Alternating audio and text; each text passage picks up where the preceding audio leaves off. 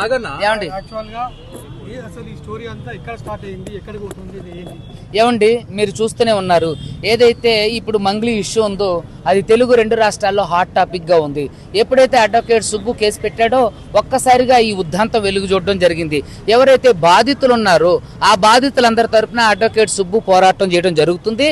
నన్ను బెదిరించి భయపెట్టించే క్రమంలో మంగ్లీ నా మీద కంప్లైంట్ చేయడం జరిగింది. నేను ఎప్పుడు వ్యక్తిగతంగా మంగ్లీ గారిని దూషించలా, మంగ్లీ గారిని అంటే విభేదించలా, ఆవిడ పైన తప్పుడు ఆరోపణ చేయాల. ఆన్ బిహాఫ్ ఆఫ్ నా క్లయింట్స్ ద్వారా మాత్రమే నేను మాట్లాడడం జరిగింది.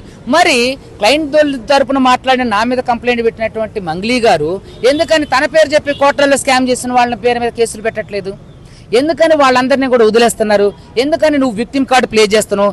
ఎందుకని నువ్వు బంజారా కార్డు ప్లే చేస్తున్నావు? నువ్వు తప్పించుకోవడం కోసం ఇంకొక బంజారా ప్రముఖ యాంకర్ని దీంట్లోకి లాక్కొస్తున్నావు. నేను ఎప్పుడన్నా ఆవిడ గురించి మాట్లాడానా?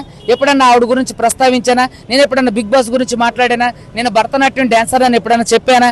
నేను ఏదన్నా నేను పలానా అని ఎప్పుడన్నా దీని గురించి మాట్లాడానా? ఏంటంటే దీన్ని పక్కదారి పట్టించడం కోసం మాత్రమే జరుగుతున్నటువంటి కుట్ర. సో తప్పకుండా ఇదంతా కూడా తెలంగాణ అదేవిధంగా తెలుగు 2 రాష్ట్రాల ప్రజలు ఖండిస్తున్నారు. ప్రజల మద్దతు కూడుకొని అంటే బాధితులకు ఎవరైతే ప్రజలు ఉన్నారో వాళ్ళ మద్దతు వస్తుంది. ఖచ్చితంగా ఇందులో మంగ్లీ గారు తప్పు చేశారని స్పష్టంగా అర్థమవుతుంది. మీరు ఈ రోజు నిన్న డీజీపీ గారిని కలిశారు. మేము కూడా పంజాగుట్ట పోలీసుల మీద అదేవిధంగా మంగ్లీ గారి మీద కూడా తెలంగాణ రాష్ట్ర డీజీపీ గారికి అదేవిధంగా కమిషనర్ గారికి అదేవిధంగా గౌరవ ఉన్నత న్యాయస్థానాల్లో కూడా కంప్లైంట్ చేయడం జరిగింది.